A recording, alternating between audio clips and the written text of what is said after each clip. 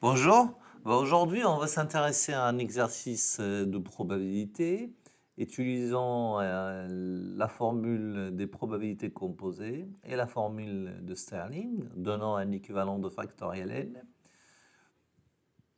n. Cet exercice est destiné aux élèves de prépa ECG, MPSI et PCSI. D'accord? Donc, on va regarder un peu l'exercice. Alors, soit n dans n étoile, une urne contient n boules blanches et n boules rouges. On tire les boules deux par deux et sont remises jusqu'à vider l'urne. Calculer la probabilité Pn que l'on tire à chaque tirage une boule blanche et une boule rouge. Deuxième question, étudier la convergence de la suite Pn et interpréter le résultat. Donc, la première question, on s'intéresse au calcul de Pn, la probabilité que l'on tire à chaque tirage une boule blanche et une boule rouge.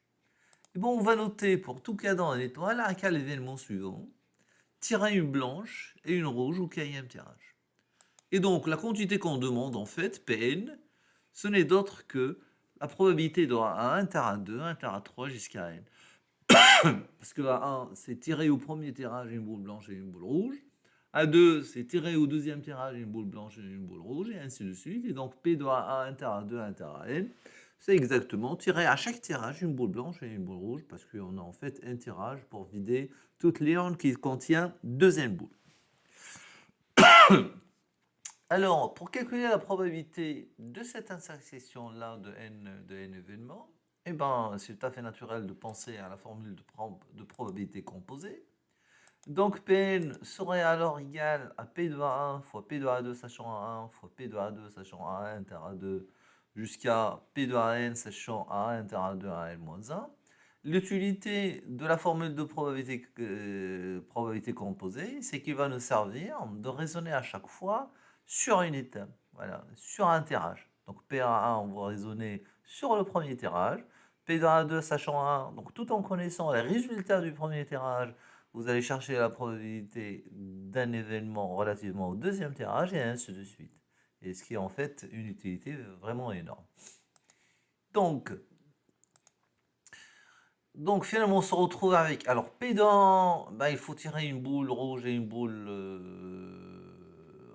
blanche. Donc le nombre, on est dans un schéma de probabilité. Donc le nombre de cas favorables, c'est combinaison de 1 parmi n fois combinaison de 1 parmi n pour choisir une parmi les n boules blanches et une parmi les boules rouges sur 2 parmi n, parce qu'en fait on tire deux boules. Et donc le nombre de cas possibles, c'est combinaison de 2 parmi n.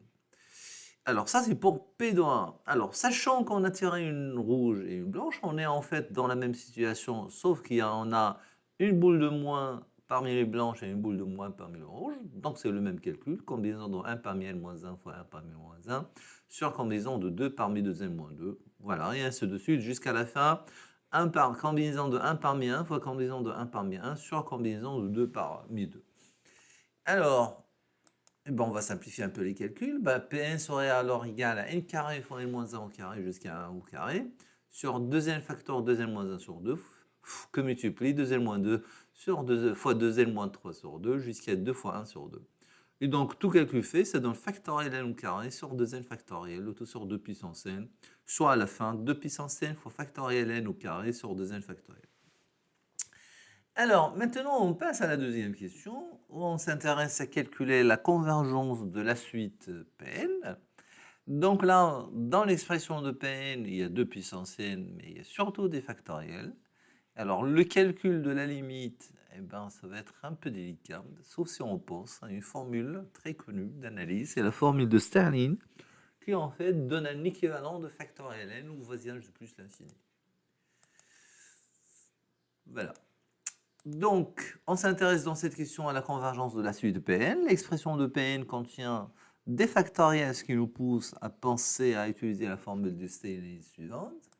Donc, la formule de Stirling, c'est quoi? C'est factoriel n équivalent au voisinage plus l'infini à racine de Pn que multiplie 1 sur e le tout puissance n. Donc, à ce moment-là, on aura Pn qui est 2 puissance n fois factoriel n au carré sur 2n factoriel. Donc, on va utiliser au numérateur à l'équivalent de factoriel n ou au dénominateur à un équivalent de 2n factoriel. Alors, tout calcul fait, ça donne une quantité après simplification qui est équivalente à racine de pi n sur 2 puissance n qui tend vers 0 quand n tend vers plus l'infini.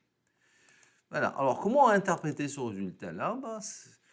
Ceci veut dire que pour un très grand nombre de boules, c'est-à-dire pour un n qui est très grand, qui tend vers l'infini dans l'urne, il est peu probable de vider l'urne en ayant à chaque tirage une boule blanche et une boule rouge, puisqu'en fait la limite de Pn égale à 0 quand n tend vers plus l'infini.